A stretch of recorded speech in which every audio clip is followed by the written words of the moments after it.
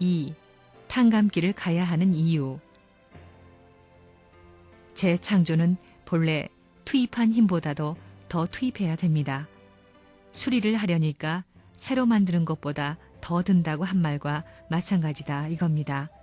그러니까 창조보다도 수리하는 것이 그 이상 들어가는 것처럼 그 이상 들어가는 것을 탕감이라는 조건으로 치러야 됩니다. 알겠어요? 탕감이라는 관념을 알겠느냐 말입니다.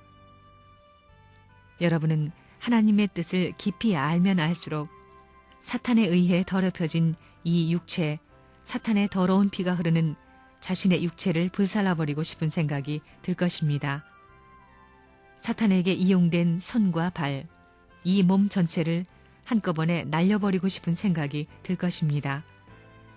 사탄에 의해 더럽혀진 자기의 모습을 그대로 보존해 나가려고 하는 것은 당치도 않은 일입니다. 여러분은 그와 같은 심정을 체휼해 보았습니까? 그러나 그렇게 죽어버릴 수도 없는 까닭에 우리에게는 사탄과 연루된 과거의 자기를 청산하기 위한 조건이 필요합니다. 복귀 노정은 혼자 갈 수 없습니다. 반드시 재창조의 원리를 통해 하나님과 영계의 협조를 받으며 가야 합니다. 또 그렇게 되지 않으면 안 되는 것이 구원 섭리이기 때문에 하나님과 영계가 동원돼서 재창조 역사를 하고 있는 것입니다. 왜냐하면 하나님은 인간을 창조하시기 전에 천사 세계를 지으셨고 천사들의 협조를 받으며 만물을 지으셨고 그 만물을 재료로 해서 인간을 지으셨기 때문입니다.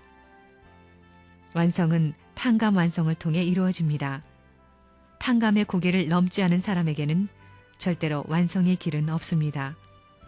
그것은 내적인 의미에서 보면 개성 완성을 뜻하지만 하나님 입장에서 보면 복귀라고 볼 수 있습니다.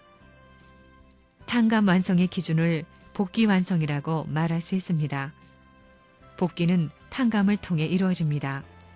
그렇기 때문에 탕감 복귀라는 것입니다.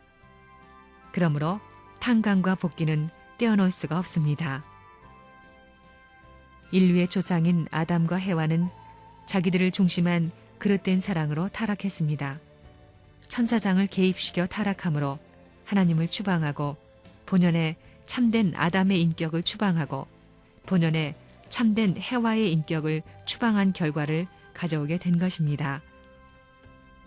하나님은 타락하지 않은 아담과 해와에게 나타나십니다. 여기에서 하나님을 발견할 수 있습니다. 우리는 모두 타락 이전의 아담과 해와, 죄 없는 아담과 해와의 입장으로 돌아가야 하겠습니다. 거기에서 참부모를 맞이하여 참된 종족을 만들고 참된 국가를 만들고 참된 세계를 만들어야 하겠습니다. 이와 같은 주장을 하는 것은 통일 원리 이외에는 없습니다. 천국은 하나님을 절대적인 중심으로 모시고 그를 통해 사랑의 인연을 맺고 사는 것입니다. 이 근본을 바로 세우기 위해 하나님은 구원 섭리를 하시기 때문에 자기를 내세우게 되면 절대 안 된다는 것입니다.